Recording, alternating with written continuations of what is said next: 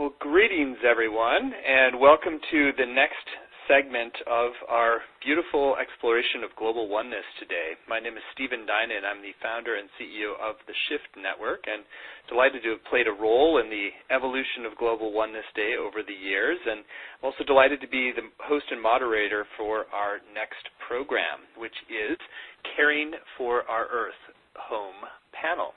So we're really going to be looking a lot at sustainability and the relationship with oneness. And as I was thinking a little bit about preparing for this call, I was thinking about how when we see our planet from space, it's so evident what a precious, gorgeous, beautiful home we have, but also it's very fragile, and that there is a real oneness of all the life on this planet, and that our fates are deeply intertwined with all of life. But when we look at the way humanity as a whole has been behaving in relationship to our planet, we're not honoring that oneness. We are using up resources and decimating ecosystems at a terrifying rate. Many scientists now have actually been feeling like we passed a point of no return on many of the ecosystem challenges and global warming, but we really have to do our best to turn it around, because the most recent studies, for instance, have shown we've lost half of our forests in the last few hundred years, which are literally the lungs of the planet, and we are currently losing forest at a rate of about a little under an acre per second, which means that in the course of the hour we're going to have together, we will lose something on the order of 2,000 acres just in this 1 hour together. And species are also vanishing at 1,000 times the rate now from before humans existed. So we have a massive species extinction. We're using up the resources, and we're not really living from the oneness that is so evident when we see us as a whole. So our panel today can explore how we can bring a palpable sense of oneness into the practical activism required to create a sustainable ecological future.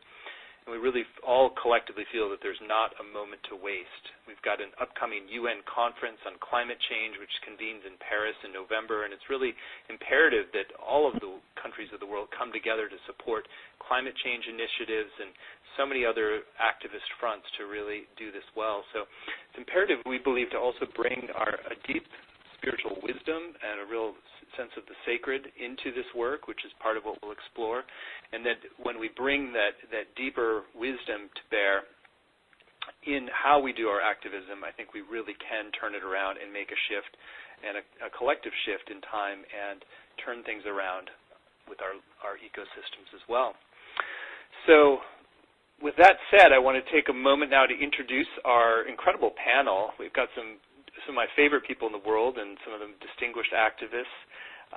First up, we have Andrew Harvey. He's the founder and director of the Institute of Sacred Activism. It's an international organization focused on inviting concerned people to take up the challenges of our contemporary global crises. He's authored many dozens of books. He's taught with the Shift Network, and he's a powerful catalyst for change. So welcome to Global Oneness Day, Andrew. Oh, what a delight to be here, Stephen. Thank you. Next, we have a 15-year-old indigenous environmental activist from Boulder. His name is Shutezcot Martinez. He is a remarkable young man who's a youth director of Earth Guardians, which is a nonprofit environmental organization, and he was recently presented to the UN General Assembly as he was taking up climate change initiatives, and he's going to be going to Paris to advocate for deep solutions to our climate change challenges. So welcome, Shutezcot. Thank you so much for having me. I'm very happy to be here. Excited to see how this unfolds. Indeed. We also have with us Roman Hanis, who's been working intimately with the indigenous Peruvian cultures of the Amazonian rainforest, as well as the Andean mountains since 2001, when his journey brought him to these lineages in a quest to heal from terminal illness. And he, in 2002, he healed from this condition, and then in 2004 became pledged as a curandero, and has really become a catalyst for bringing more indigenous wisdom to the world. So welcome to Global Oneness Day, Roman. Yes, it's wonderful to be here with everyone, and really looking forward to share presence in this mutual benefit. Cool. Well, I don't have access to the green room right now, but I believe we also are going to have with us James O.D. James, are you here? Yes. Mm-hmm. Oh, wonderful. So James is an award-winning author of many books, Cultivating Peace, Creative Stress, and several others. He's a former president of the Institute of Noetic Sciences. He was the Washington Office Director for Amnesty International and once was CEO of the SEVA Foundation. He's really become one of the lead catalysts for social healing and peace-building work worldwide. He's taught in our Peace Ambassador program and also just been a real catalyst for shifting to a global operating system. So welcome to Global Oneness Day, James. Oh, thank you. What a privilege to be with you. Thank you, thank you. And I believe, Linda, are you with us now? I am. Good. So Linda Bender is also with us. She's a doctor of veterinary medicine who spent 14 years in Europe, Asia, Africa, and Middle East, devoted to her veterinary work, which included the rescue, rehabilitation, protection of wildlife. So she's really has an interest in spirituality and healing, but also pet therapy and really bridging the gap between the consciousness, really, of humans and animals and the implications for our world for that. So welcome to Global Oneness Day, Linda. Thank you so much. I am delighted to be part of the discussion. Beautiful. Well, we are all here now, so let's. Why don't we all have each of you start with answering just a key question for, especially bridging the spiritual dimension and this relationship with sustainability. You know, we're coming out of many centuries now in which we've largely seen nature as an object to be exploited or resources to harvest, and that we're sort of coming into a reclaiming a view that in which nature is really sacred and seeing it as a conscious living entity and even the planet as a whole. And I wonder if each of you could speak a bit why this reclamation of a sacred understanding of a living conscious ecosystem is so important to actually navigate the road ahead. So Andrew, maybe you could start. Thank you, and it's a great pleasure to be here with you all. I love what Aurobindo said, the great Indian evolutionary mystic. He said, nature is embodied God. When you wake up to your own divine identity, you wake up to a great shattering light, a white light, that is love, that is joy, that is peace, that is bliss. But you don't just wake up to it in yourself. You wake up to it as the foundation of every living thing, as the creative force living in and as everything.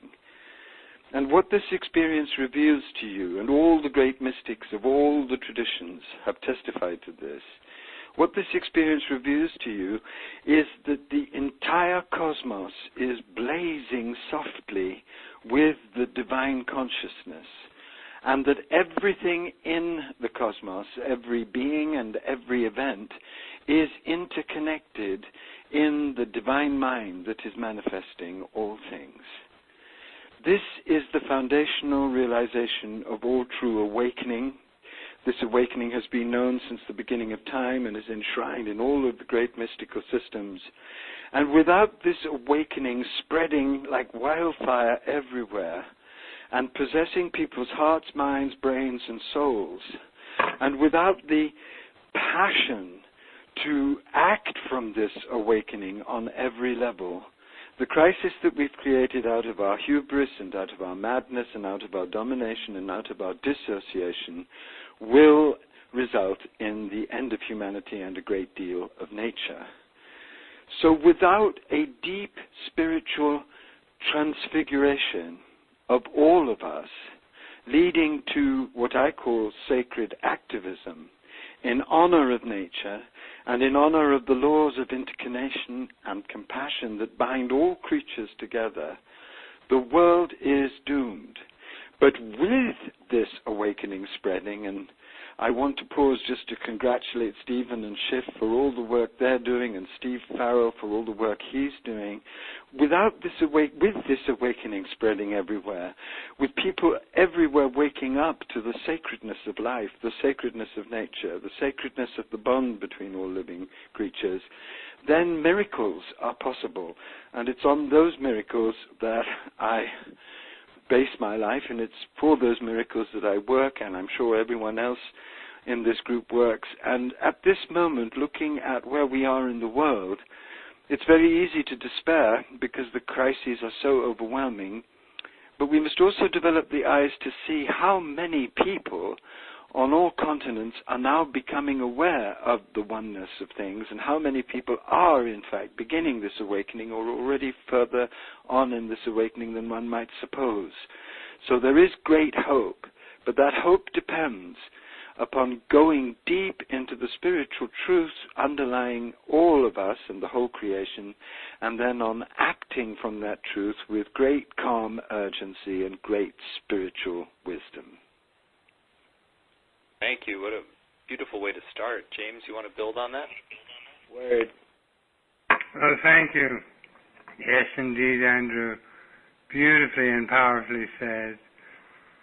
And I think the central question with regard to the spiritual dimension of our relationship to Earth is that we haven't yet fathomed the depth of the spiritual dimension of evolution itself, that we are evolution made manifest.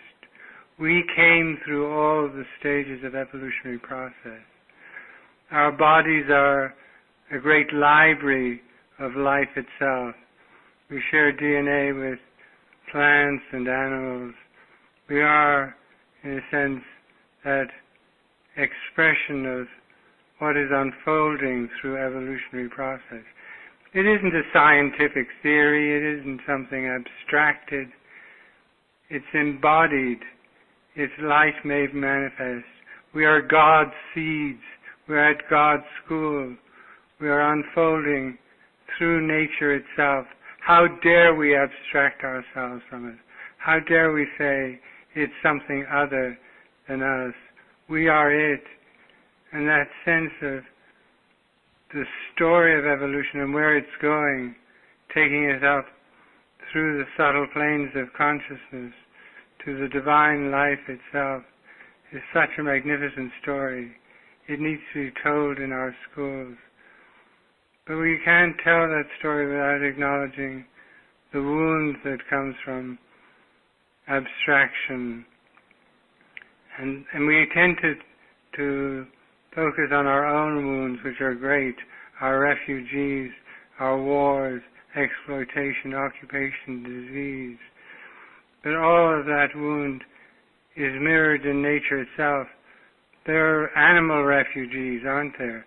Bats and bees and butterflies. And they're not crossing borders, they're crossing towards that border towards extinction. Absolutely. You know, we began our journey as human beings. It's estimated with 3 trillion trees on the planet. And it's estimated that there are only 1.5 trillion left. In other words, we've gone from 2 lungs to 1 lung and rapidly using up our 1 lung. But we have to see the relationship between the two. The wound in the human is mirrored in nature, is mirrored in climate catastrophe and poison and pollution. And the root of this spiritual crisis is, I think, as Andrew was saying and alluding to, our numbed, distracted, and seduced imagination, and that we are replacing what should be a terrible grief at this time with false positivity. Again, the falseness comes through a false positivity, and apathy with instant passion. And so the solution is that healing process of finding each other, of profound levels of forgiveness for the egregious acts we've committed against each other and nature, and unleashing this marriage of spirit and action. And finally, I would say that at the root of the solution is true humility, is to know the grace that we were in our own developmental process, trees and plants and flowers and birds and animals and worms, that we came through that journey of spiritual unfolding to this place, and that humility is not, again, false modesty. Humility stands in the true power of its expression, the power of love, the power of connection, the power of empathy, and the power of compassion that unites us all life as one. Beautiful, James. Let's go to Shutezkat. You're a 15-year-old activist. I mean, it's remarkable how much you've already accomplished in your life, and how important is this shift to really viewing nature as sacred and living in a sacred way? How central is that to the activism you see that's required for us to really turn things around?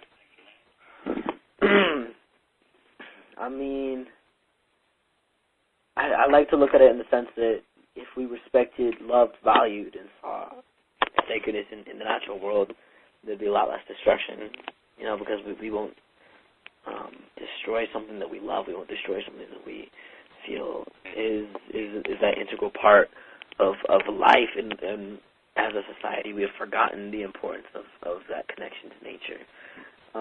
This theme of disconnection is so common. You see it everywhere. Disconnection to ourselves, that's why people hate themselves, that's why people kill themselves. Disconnection to others, that's why there's racism, that's why there's violence, that's why there's hatred, because we're so disconnected to ourselves, to others, and the sense of disconnection to the planet that is so poisonous, that more and more people are being born and raised without a connection to the earth, and it's really just causing a lot of destruction all over the planet.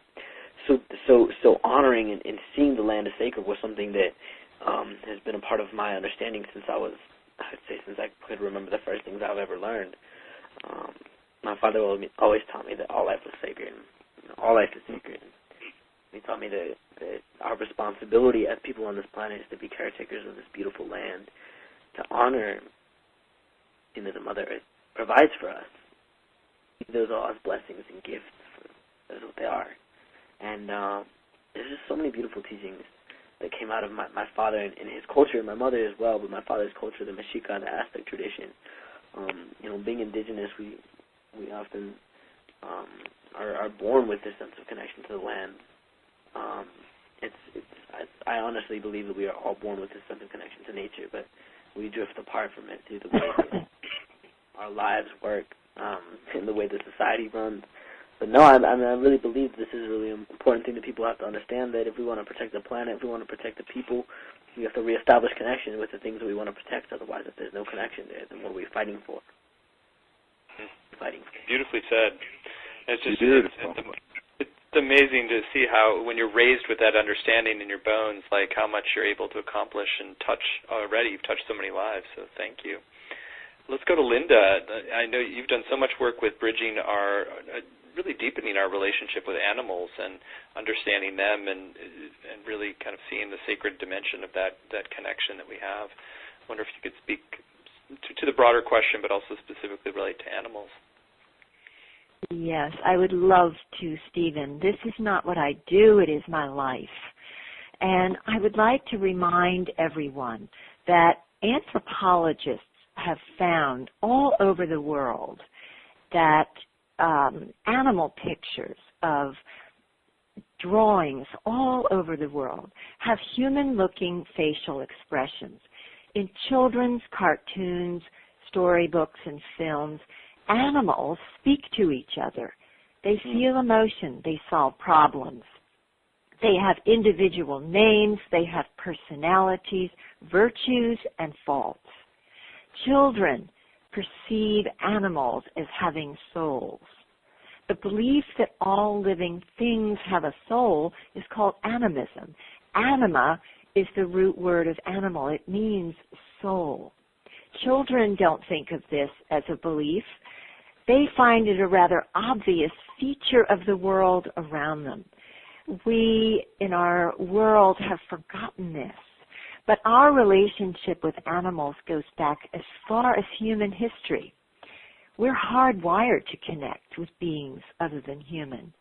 Animals live in a consciousness, and this has been my life experience, that they live in a consciousness that is more closely connected to Source, God, spirit, whatever you want to call it. And it's nearer the silence and the wisdom of the earth's heart and all of our hearts. And I believe the happiness we feel in relation to animals is central to our physical, our psychological, and our spiritual well-being. They have so much to teach us as we bridge this path, because I believe we are moving from physical, mental beings to spiritual, intuitive beings. And we so often pray to angels in the higher realms, but we have these incarnate beings here with us, teaching us about soul and the spiritual connection of all life. Nature is the great, great teacher and all the beings that live in it. And, mired in the complexities of our modern world, these senses have been dulled. These miracles have been forgotten. We've forgotten our place in the history of life on earth even. We've turned our backs on the wisdom that has evolved over millennia. I love to remind people of the civil rights campaigner and naturalist Isaac Patch. He retired to Vermont in the 1970s and developed an elaborate nature reserve on his land. He created many nature trails. One was for evolution. It was 5,280 feet long, one for each million years of our planet's history. Man's presence on Earth was the last humbling 10 feet. So how do we reawaken that sacred bond? Reclaiming our hearts, and remember that respectful relationship with all life is the key to our well-being. That simply being alive is our reason for joy and gratitude. Whatever our age, life circumstance, animals in the natural world are perpetually offering us that invitation to reconnect. And that is why I see there's always hope that we can immerse ourselves in the essence and that astonishing wisdom and restore not only our long-forgotten childhood wonder, but remember that we are here to live in harmony and peace with all life. Beautiful, Linda. Thank you so much. Let's bring in Roman now. Roman, you've done so much work with indigenous peoples in particular, and really it's, as Shutezka said, it's much more embedded in indigenous worldview to be related in a sacred way to nature and to all of life. So maybe you can share a little bit about what you've discovered and the importance of that indigenous scene for kind of a modern awakening that then helps us really restore our ecosystems on this planet. Thank you, Stephen. And it's really inspiring to hear everyone so far and just see this unique perspective that everyone have on the same essence, essentially.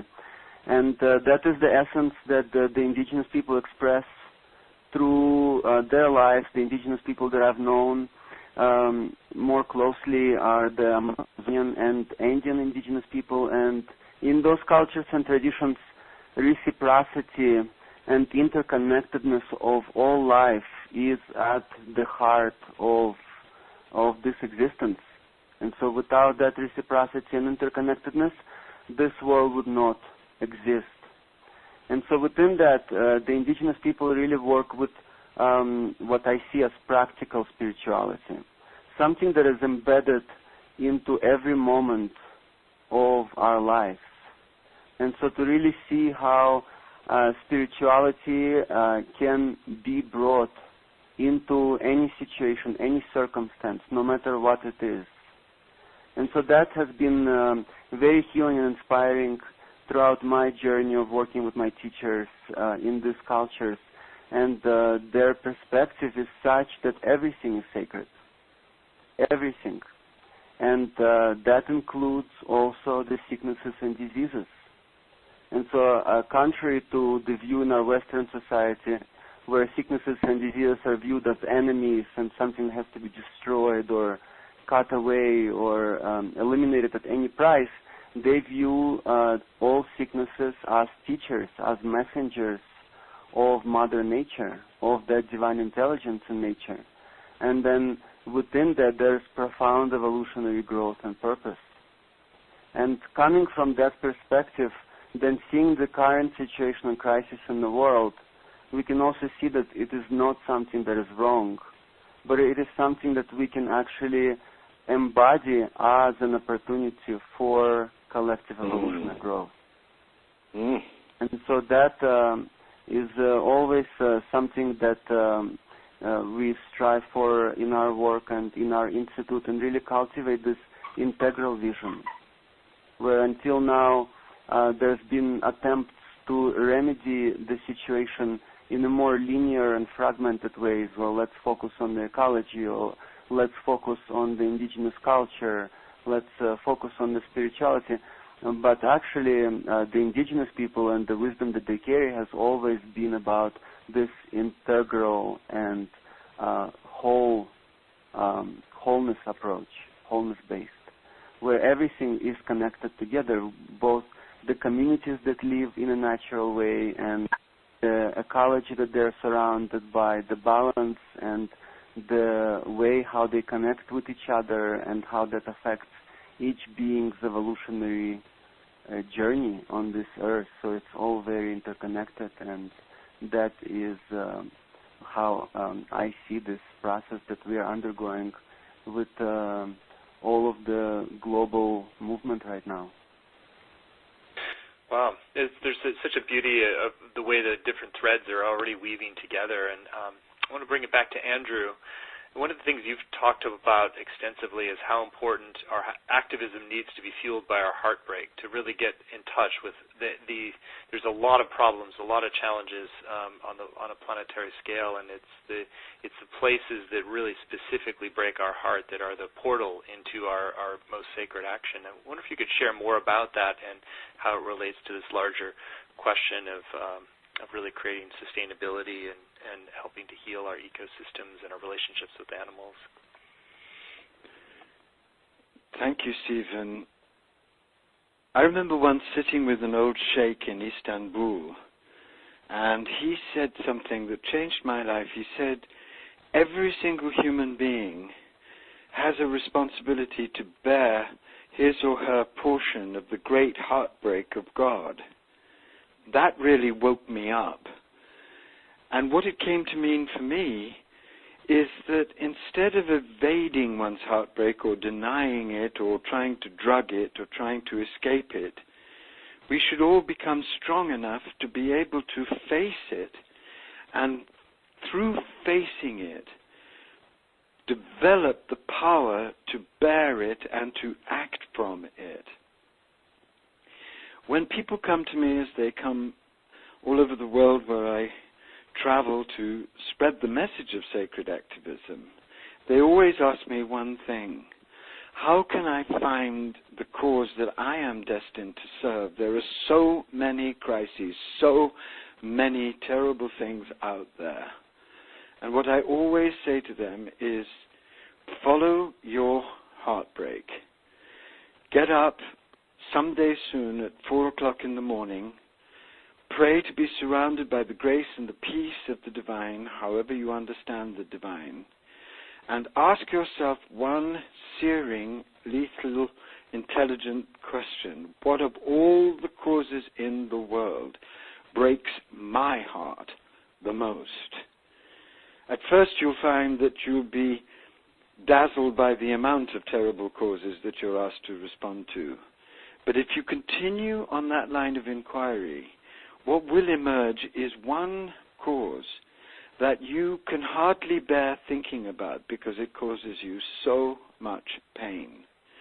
That's the cause that you personally are called to acknowledge, to honor, to cherish, and to act on behalf of. What I've discovered from my own asking of myself that question is that I feel very deeply about many causes, environmental causes of all kinds, causes about women's equality and the gay rights, causes of terrible poverty, But when I asked myself that question, really, I discovered that what almost drove me mad with pain was the way in which we treat animals.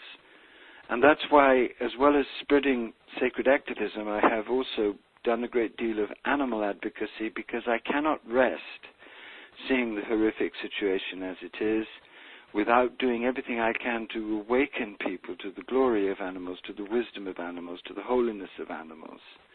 I myself have had the most transformative relationships of my life with my cats and with the white lions of Timbavati. So I know in an inmost sense what it is to love and be loved by an animal and be initiated by animals. I just want to end by giving you a tip as to how you discover the cause that truly breaks your heart. You might pick up a paper any day of the week, because papers these days are a catalogue of horrors, and you read the paper from beginning to end. Just notice those articles that cause you so much distress that you don't really want to read them. You skip over them, you read the beginning and the end, and you try not to react to them because something in them is calling you out so deeply. If you have the courage to read what you don't really want to read, something will awaken in you, something that you've been suppressing for a long time, something you don't want to acknowledge, something you don't want to feel. Well, pray deeply, breathe deeply, and allow yourself to feel that. And once you've allowed yourself to feel that, take a vow in the depths of your heart that you're going to, whatever your circumstances and whatever your resources, really try and do something real about what you feel. That's how you begin to be a sacred activist. We're not called on to remedy personally all the causes that need solving, that need healing. We're called personally, by our personal heartbreak, to shoulder the heartbreak of God, that portion that's been given to us, and to act from it with great calm, focused, spiritually wise urgency. That's been my life experience, and it's the experience of so many sacred activists all over the world. Thank you, Andrew. It's very wise advice. Let's bring it over to James, and I think building on that theme, James, you've done a lot of work with social healing, and so many of the places where we have ruptures in the collective psyche and then our individual wounds around that are precisely where we then begin to enact wars and other forms of essentially devastating behavior that keeps us distracted from really creating a sustainable, thriving planet. So I wonder if you could share a bit more about how do we become catalysts for healing some of these collective wounds that are feeding into so much war and trauma and polarization that then prevents us from actually creating a sustainable world.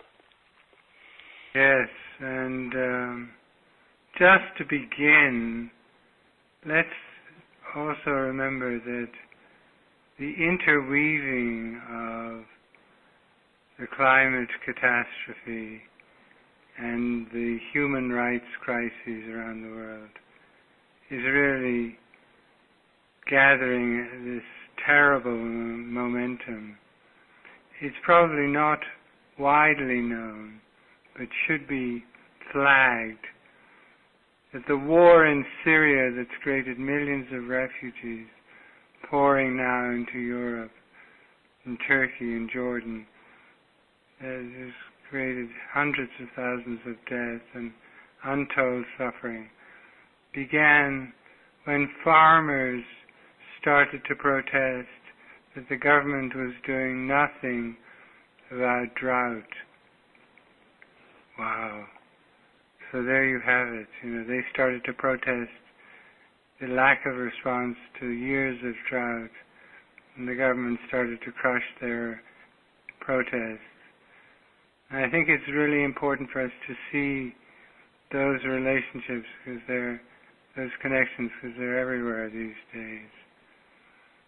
And, at the heart of my work and social healing work is that capacity to listen. And in this conversation, I want to flag also the power of listening to nature.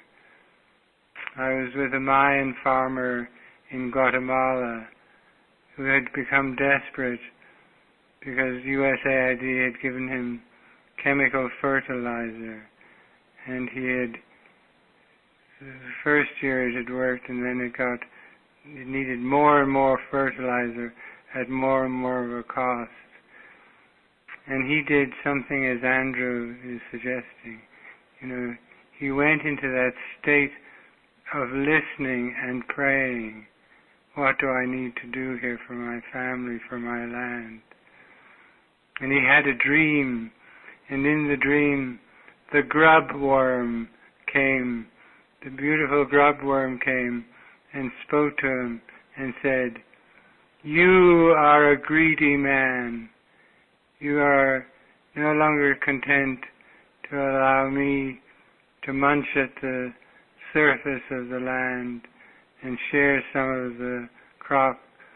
You started poisoning the surface, and so I have to go deeper and deeper, and I'm going to eat you out at the roots." And that voice of the grubworm, this Mayan farmer listened to, and he shared it with other farmers, and they gave up using pesticides and went back to natural organic farming. It's that principle of listening that is so profoundly healing in human relations, whether it's Hutu or Tutsi, Catholic, Protestant, whatever it is. And when we listen, the heart opens up, and the greater mind of God is present, and we can dialogue with each other. This word dialogue, dia means through, logos, through the logos, through the higher mind. So when we open up the listening space with nature, with each other, and listen, that space of the higher mind becomes present, and we can dialogue with each other. And we see not only the climate catastrophe unfolding every day before our eyes, but we see the lack of dialogue, the lack of listening, the shouting match of politics. And I think we who are listening to each other, who are calling forth the voice of oneness, oneness with nature, oneness with culture, oneness with religions. We need to listen even more deeply so that we are not in the background, but we reach that critical mass that is so possible for us to reach, where we really listen on planet Earth. Well, thank you, James. Shutezcott, let's go to you, and I'm thinking that you've been an amazing activist already in your life, and also coming from a deep spiritual standpoint and oneness. So I wonder if you could share a bit about how you engage the work of being a strong activist while also coming from a stance of oneness. And as James has said, it's not just so often politics, and a lot of our larger issues become a kind of shouting match, and so much of activism becomes a shouting match with the powers. But I'd love for you to share a little bit about how you do your activism from a standpoint of oneness, and maybe a little bit about what you're planning to do with the upcoming Paris conference as well. So, yeah, I think. Well, all right. I'm 15, right? And regardless of my age, I've been in this movement, I'd say, longer than a lot of people. Last 9 years of my life, I've been on the front lines of the climate and environmental justice, climate justice movement. And I've learned a lot, and I've learned more than anything what works and what doesn't work in a movement. And one thing that for the longest time the climate change movement, the environmental movement was missing was diversity, where the environmental movement was a white person's movement. That was the honest truth of it. Until recently, which is amazing to see.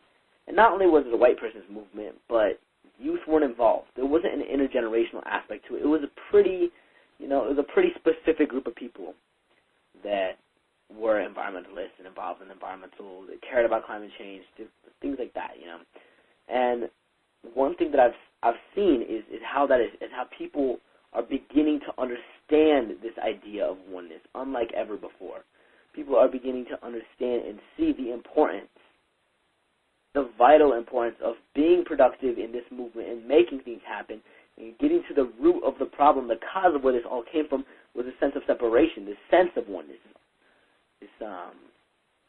So that is causing it so that now when we look at activism, it is so diverse. I mean, young people, for the first time ever, are at the front lines of this movement. Youth are at the front lines of the movement.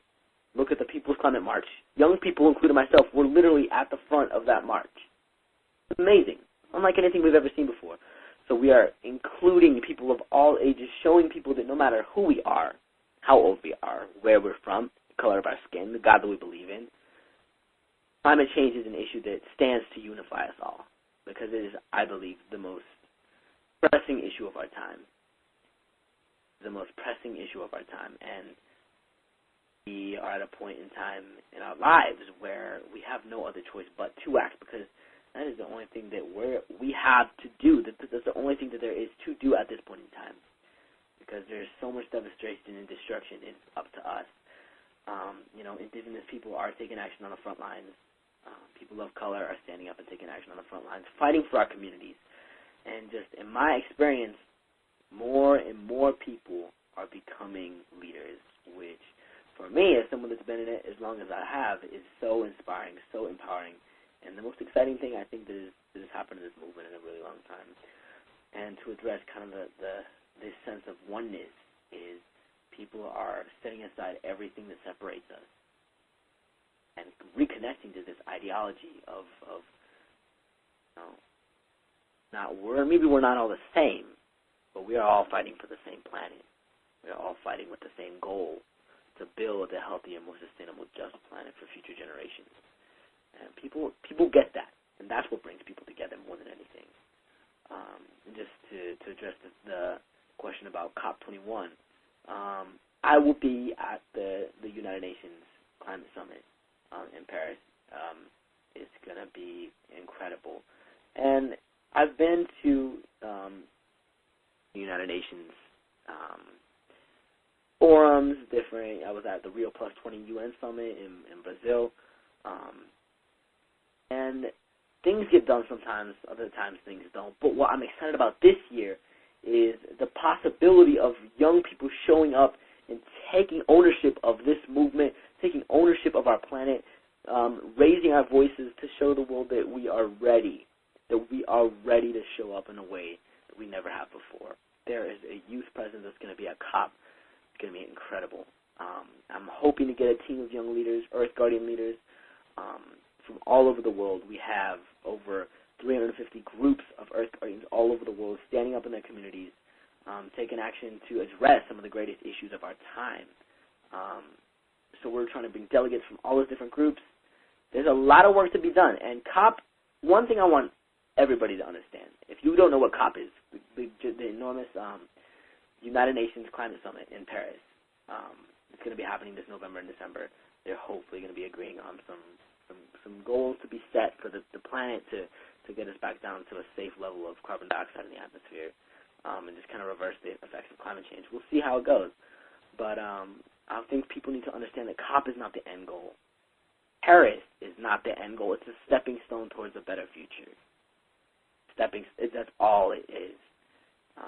And people have to realize that, sure, we're building up to COP, but we're building up through COP. That is one of many places where our efforts, our action, and our commitment and our passion is going to be needed to be shown there.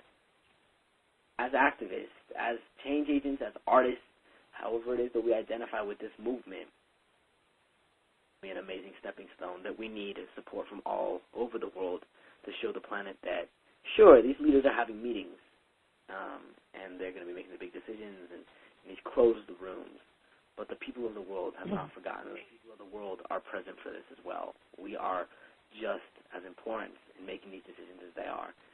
One way to do that, November 30th, we are planning a global walkout, a global school walkout, where we are asking youth and adults to support this generation, our future, and the state of the planet by walking out of school and walking into your community to take action on climate change, walk into climate solutions. That is what we are demanding from the planet.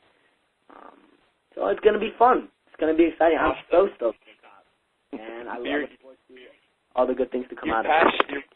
Your passion and energy are super infectious. So thank you for that. And I love the way you're saying it's like the movement has gotten stronger because it's starting to reflect and embody its oneness with the multi-generation, with multiple races, multiple creeds. It's gone from being kind of a, just like more of a pure white, certain class kind of movement to really the whole people, and that's how we really create change when we do link hands and arms with people from all different creeds and races and socioeconomic status. So that's a great reminder. Linda, let's turn it to you, and because you guys all have different backgrounds, it's a little hard to.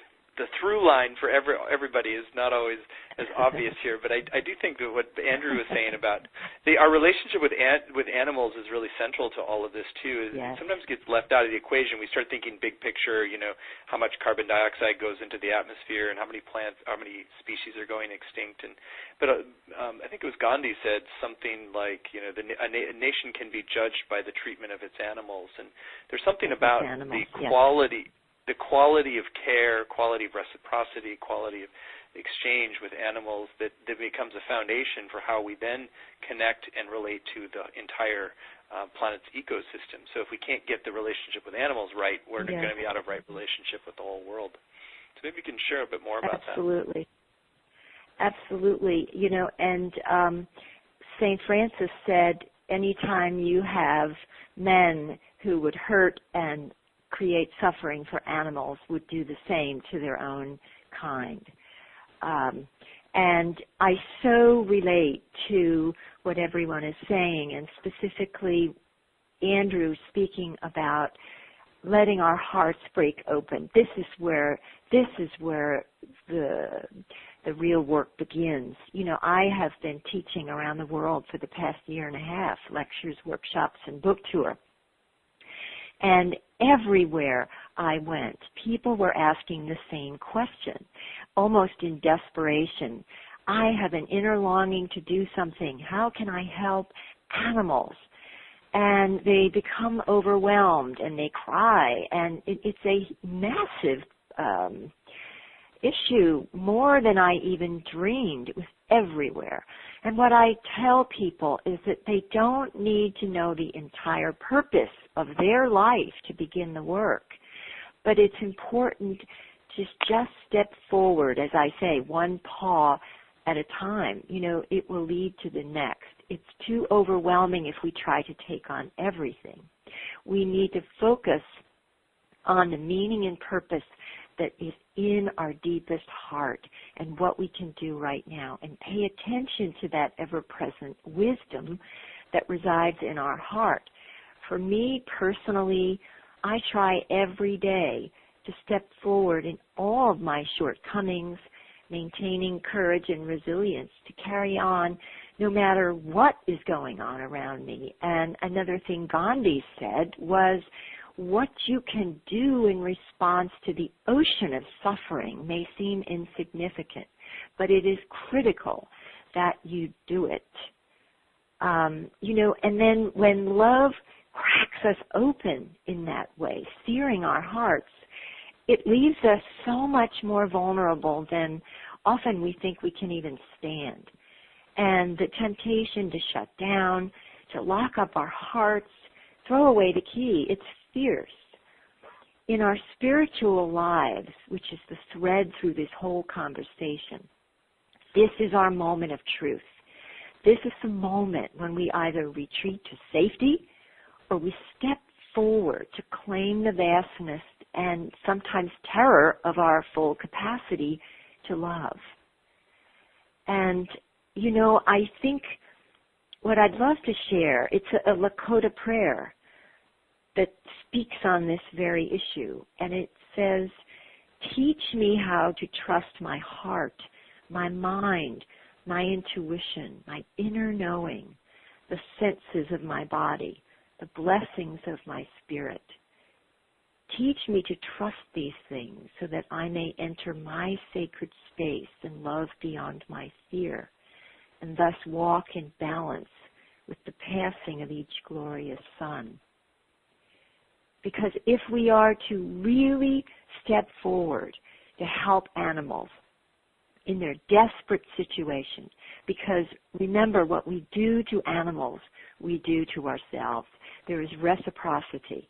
When we destroy the habitats of animals, when we torture them as food, we do that same thing to ourselves. But when we help animals and we join together and we do the best we can do, we serve ourselves as well. And there's nothing greater than that infinity of love that flows when we work to serve the animals. And it takes us beyond the suffering that is in front of us. We're able to see it, but we're able to, with clarity, create solutions to these problems, and with resilience, implement them. Step forward and act. You know, His Holiness said, compassion is not enough. We must act, but we have to gather that courage from within that often animals can teach us to step forward and do something, because what we do matters so much. And I'll just say what I was told by the great lions about stepping forward into this great crusade to help not only animals but all of us. What they taught me is know that when fear comes, the lion does not choose to run away. That fear gives us choice to invite in our courage, that which we all carry in abundance. It is always there for us. Unless it is given space to be, it remains unexplored, asleep. Courage must be released. It cannot be held in a cage in the great lions, and it cannot be held in a cage in the human heart to wither and die, nor can any being. So I ask everyone to step forward in all their brokenness and with courage and resilience act to help the animals. Thank you. Roman, one of the things that I've learned so much from indigenous peoples and just shamanic lineages in general is to relate differently with the whole plant kingdom. We've talked more about animals, but actually opening to a real sense of oneness and a real sense of connection with the intelligence of the botanical world and plants, I think is really another central ingredient. Since we've so often just related to the plant kingdom, is just something to take advantage of. I wonder if you can speak a little bit on that from your perspective, working a lot with indigenous wisdom. Yeah, very much so, Stephen. And relating to what everyone else said so far, I very deeply appreciate the wisdom that has been shared and what Andrew has shared about the heartbreak, and James shared about receptivity, and everyone else has shared about this reciprocity and interconnectedness. Just to continue from that, the indigenous people perceive that everything is interconnected and we are all a part of this greater organism. And as you yourself have shared in the beginning of the talk, Stephen, about the planet Earth and how it is this oneness manifested, and how obvious it becomes when we see this planet that we are all a part of. And so the indigenous people, they live in this animistic way of life where not just the animals, but everything has a soul. Every plant, every animal, and the earth itself, the clouds, the sky, the sun, everything has a soul, and everything is a part of that greater soul, of that greater organism. And within the greater organism, everything has its place, everything has its functions. And so when we recognize how everything comes into place and how everything is complementary to that greater organism, that's when that balance, that dynamic equilibrium tends to happen in the world. And that is the perspective that the indigenous people live with. And within that, the plant kingdom is also seen as that expression of divine intelligence that is inherent within all of us. And something that the modern science also has confirmed is actually that our body understands plants or plant-based organism as its own genetic language. And this is, again, very much connected to the view of the indigenous people, where they see that essentially all the plants in nature, they represent different qualities within the personality of that God manifest in nature. And the indigenous people see that essentially nature in a very personified way, right? They aim to see, well, if Mother Nature, if that divine intelligence had a face, what would that face look like? If that divine intelligence had a personality, what would that personality be like? And then they aim to learn from that and embody it in their own life. And so the plant kingdom to the indigenous people, more than anything, represents different qualities and characteristics of that divine personality. And through that we learn how to balance our own personality, so that rather than being this kind of conditioned, self-centered ego, we learn how to transform the ego and make it into a humble servant of that greater organism. So that is essentially Thank you the for that wisdom. Well, we just have a couple minutes left. I mean, there's so much richness in everything you've shared. I think all we can really have time for is just, 15 to 30 seconds each, just recommended action. So we've talked about sacred activism and action. So if there's one thing you can recommend that people take action on, Andrew, you had one earlier, but we just kind of close out here with just a quick once around with single action and a short message, so we can end on time and let the next panel start. So, Andrew. I would say to you all is, please don't think that you can or should or need to do this alone. It's so important to find like-minded hearts and souls and to act together. What I have seen is that the worldwide revolution of love in action needs to be done by what I call networks of grace, beings who are linked together by love and who come together quite consciously to do something real, by celebrating, by praying together. These networks of grace are now all over the world. So please, please, if you're excited to do something, find others who are excited to do that with you and start meeting regularly, start praying, start helping and encouraging and loving each other, and then focus in your local community. Andrew, we're running a little low, so we'll just go quickly now through each person, one action and a closing blessing maybe. James. Yes, the Kogi whom I spent time with examine the vibration of everything. They say they're looking for the mother and the father of every object, every piece of food that comes into their handling. And so I say to you, do an inventory like that in your home. How much love, care, craftsmanship went into every object in your home? Was it produced sustainably? Was it produced fairly? What energy is it carrying? So that examining the mother and father of every object is in sense saying, what was the intention? Was it love or greed? And throw out the greed and build the love. Thank you. Shutezkat. All right.